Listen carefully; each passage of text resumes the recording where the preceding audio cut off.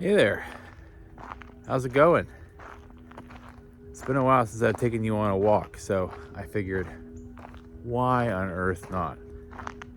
It's Lent, everything is, dying and gone and bared, so I figured, you know what, might as well give it a shot. All right, so this week, we've got, I'd say one of my favorite New Testament stories. And I think because I like the way it's the imagery, the way it's framed, how quotable it is, how it's this really feels really like a sacred kind of experience and conversation that we get sort of in the middle of. And one of my favorite parts of it is that it is, at least in terms of the lectionary, is something that happens right after the conversation we just had with Nicodemus. So this past Sunday, we just did John 3, John 3:16, John 3:17, that passage with Jesus and Nicodemus. And then you go right from that conversation to this conversation. It's in John 4, and this is, this is the woman at the well. So you go from this completely different situation where the people involved in the conversation have very similar experiences, at least in part. So you go from the Nicodemus conversation. It's at night, and the woman at well takes place during the day. We know this man's name, Nicodemus. We don't know her name. She's just the woman at the well. Nicodemus comes to Jesus. Jesus goes to her. Nicodemus is well-educated, well-respected man. And this is a seemingly under-resourced woman who wouldn't necessarily have the same kind of power or authority or respect that Nicodemus had. Nicodemus was an insider, as insider as it gets, as a Pharisee and as someone who's a part of the Sanhedrin. This woman could not be more of an outsider. She is not only a woman, but she is a Samaritan, and the Samaritans were on the outside looking in when it comes to culture in the area, in the greater Judean area. And so you have this kind of contrast between the two of them, and yet you have a conversation with Jesus that goes kind of the same way, where one, he introduces a new image and theology and understanding of who God is and what grace is, and does all of that with a kind of turn of phrase. With Nicodemus, it's being born again, or being born from above. And Nicodemus trying to figure out what on earth that means. And for this woman, it's living water. She's trying to figure out what living water is. Well, how do I get this water? How do I obtain it? I don't want to have to keep coming back to this well over and over again. And where it kind of, the contrast continue is at the end, Jesus talks about who is saved. And Nicodemus walks away not being able to put down the life that he was leading. Not being able to put down or put aside any of who he was. Where in contrast, this woman is saved, comes to believe who Jesus is, and spreads the gospel. That's the story. So everything about it just has all of these contrasting kind of things all the way down the story. And it's really interesting. You know, Nicodemus keeps everything private, and she tells the entire village. And that's the story. Oh, and it's in John 4. I think I said that. So actually, let me pause here for just a moment. I'll kind of put my head down for a second. You pause, and if you want to read John chapter 4, I think it's verses 5 through 42. Why don't you go ahead and do that, and then we'll keep going, okay? Pause. Okay, you're back. So, this story, or the sermon attached to the story,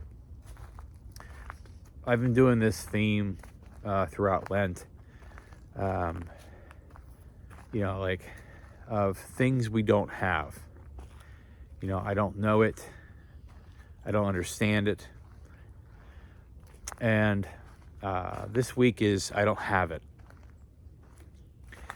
And, you know, everyone in this story needs something. Jesus needs water. He needs to rest, and he needs water. The disciples need a way of kind of understanding why they're there. What they don't have is an understanding of, or a reason, or a purpose yet. They don't understand the purpose of what's happening. And she, the woman at the well, needs lots of things. She needs this living water. She doesn't have that. She doesn't have a husband. She talks about that. She doesn't have really any kind of way of feeling accepted. And, you know, and so a lot of the story is about her receiving things that she doesn't have.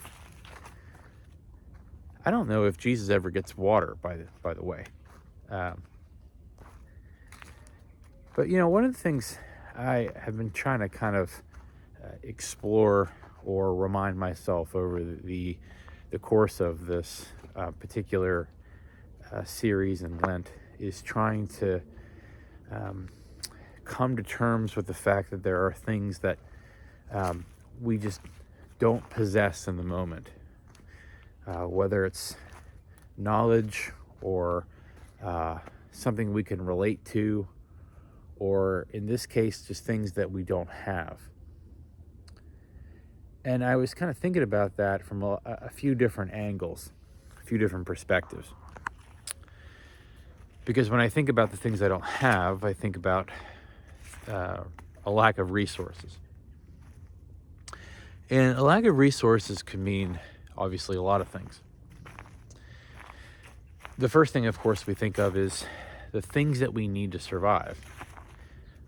Whether I have food or water or shelter or clothing, whether I have medicine or education, whether I have a sense of belonging. Those are all things that I could be struggling with and that I don't feel like I have or can't maintain. You know, I have a kind of insecurity when it comes to those things. I think when we think about think about that from a theological standpoint, what I don't have, we could go in a lot of different angles with that. And I've been kind of thinking about that in a few different ways. And the first one is the capacity to do this on my own. So I lack capacity. And whenever I'm thinking about church or life or faith or what have you, I think one of the greatest things that you worry about is just what is self-sustaining? How can I rely on myself? How can I make sure that no one else, I'm not a burden to anyone? And self-reliance, I think, is one of those traits that we spend a lot of time trying to hone. Now, for me, I could probably say, well, I was the firstborn. I was given responsibility over, like myself first of the two kids. I'm someone who is, took that and became a pastor, worked in, ministry with youth and then with all ages. And you can certainly say that I'm someone who has tried to value what does it mean to be self-reliant, to know how to handle things in my own way, in my own time, and I let people in well-curated spots.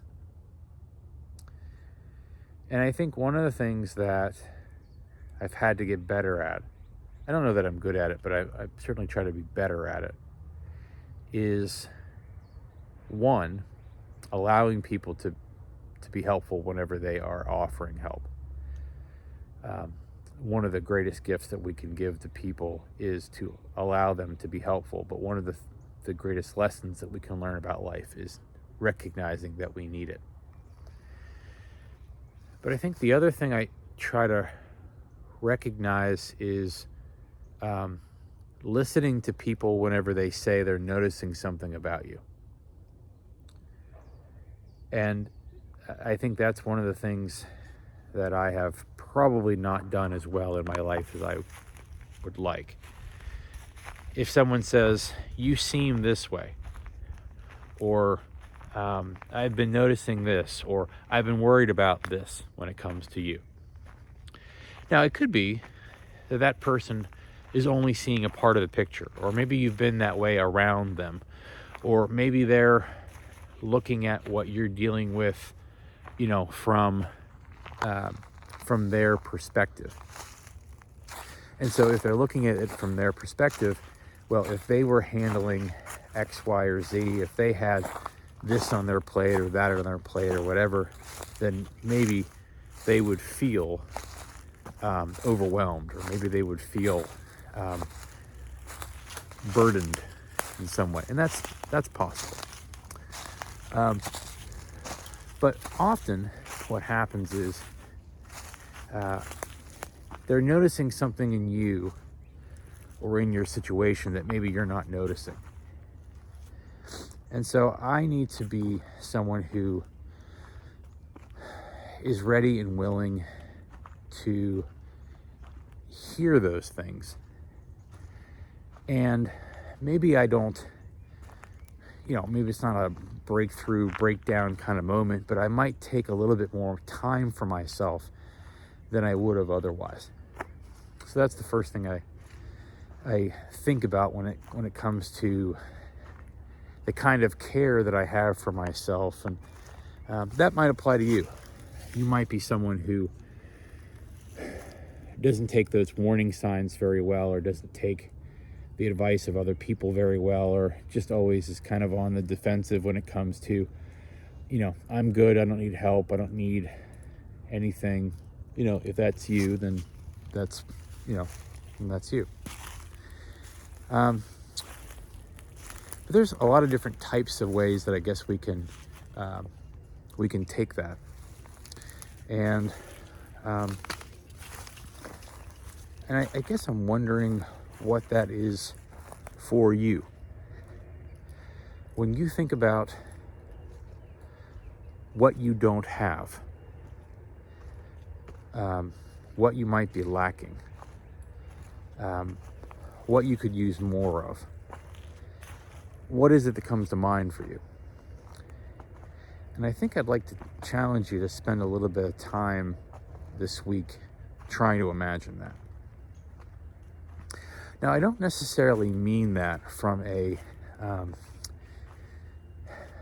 sense of, oh, I'm not good at this, or I'm not good at that, or I wish I had more of this.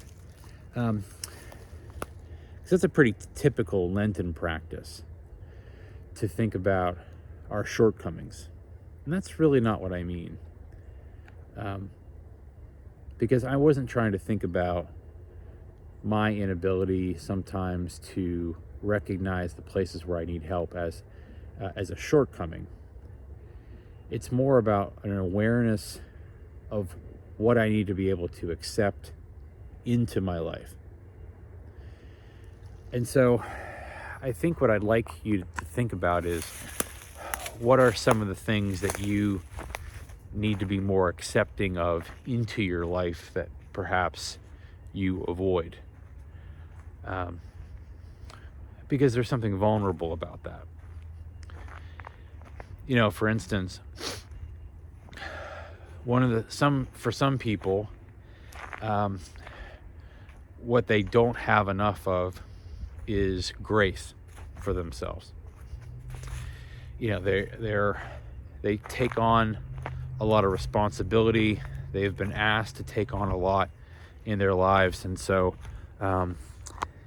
not only do they absorb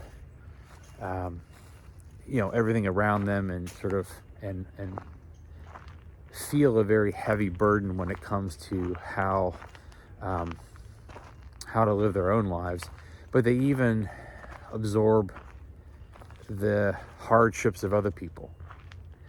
You know, some of that is empathy, but some of that is placing more of the burden on yourself than you should. Assuming that if something is going wrong, or if things aren't working out, that the only responsible party is you. There are too many people living without enough, giving themselves enough grace. And sometimes that's the grace of not being the sole person responsible. Sometimes that's grace for past mistakes. Sometimes that's the grace to have Sabbath. We end up feeling guilty about resting. I have that one. I definitely have that one.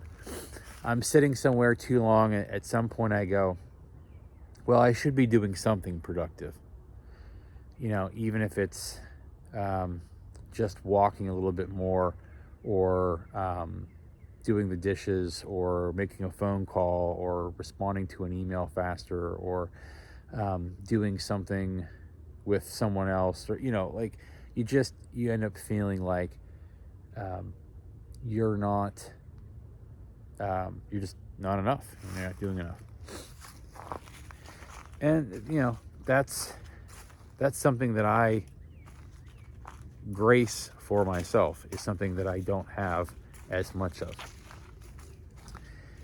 So I hope you can see where I'm going, that you can kind of take this theme in whatever way applies to you. Because I think one of the things that Lent should lead us to, all that self-reflection and all that, ruminating on who we are and where our faith is and all of that, is that not only should it give us the permission to put things down or to pick something up, meaning like putting down things that are not good for us, picking up things that are good for us, habits or traits or, disciplines. But one of those things should be a kind of self-acceptance or an acceptance of other people. Allowing yourself the room to give and experience grace. Because there's something extraordinarily renewing about that. There are always going to be things that you feel like you can't get past, or you don't want to get past, or you don't know if you should get past. For some people, it's, if you're grieving, you don't know if it's okay to laugh, again, or enjoy life again if you've been in the midst of actively grieving someone or something. That kind of grace for yourself or grace for other people is, it's the weight. There's too much weight.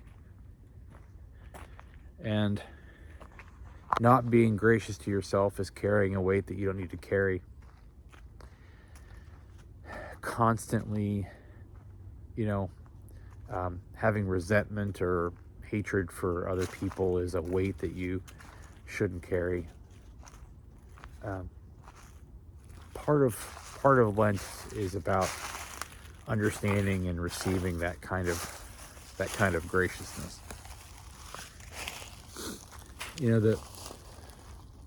When I think about this woman at the well, one of the things that I think has always struck me is her earnestness, her honesty, her straightforwardness. She comes and asks good questions.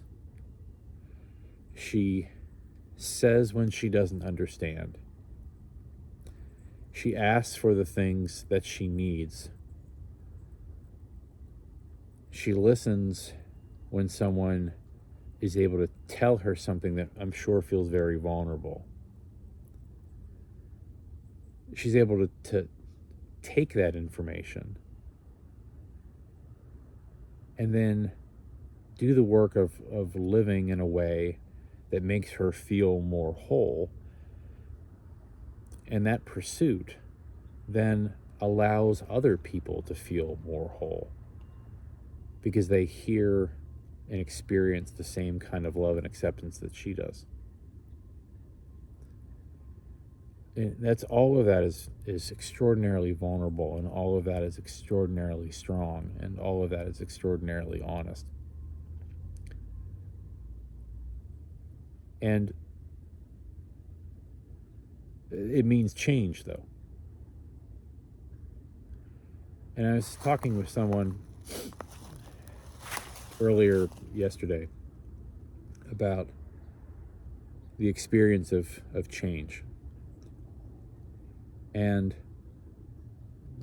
all of the times that I can remember in my life where something really pivoted, where something was new, where I made any kind of progress whatsoever, were the times where I was able to say honestly and truthfully where I was, or what I needed, or what I had done, or what I needed someone else to do. When I refused to allow what had been happening to continue in the way that it was. And that's challenging because not only does that mean I have to put down the reality that I had constructed to that point, but then it also means that that's going to have a ripple effect. That's going to change something for the people around me. I say, I need this now, or I'm doing this now, or I'm not that person anymore, or here's who I was, and here's what I need, whatever. Any kind of change is going to mean also some kind of ramification for other people around you. And that can make us feel guilty. That can make us feel like, oh man, I've disrupted their life. But part of the reason that they are if you're in relationship with another person, whatever kind of relationship you mean, a partner relationship or romantic or friendship or whatever it happens to be. When you enter into a relationship with another person, you are saying, without saying it, I like the person that you are, or maybe I love the person that you are. But I am also willing to risk the fact that you may not stay the same forever, because I know that you are willing to risk that I may not stay the same person forever. And that when I change, or when you change, I am agreeing to make a choice to work it out with you, or to let you go your own way, thankful for the time that we had. And that's really hard. But that is a part of what I think is faithful, is that kind of vulnerable growth and acceptance of the things that we don't have, and pursuit of the things that we need. Well, that's what I have for this time. Thanks for walking with me. Thanks for going under this tree about 6 times. I hope that you have a good day. I hope that you have a good week. I hope that Lent is giving you some time to think and to breathe and to move. I look forward to seeing you next time for another First Look. And so until then, take care.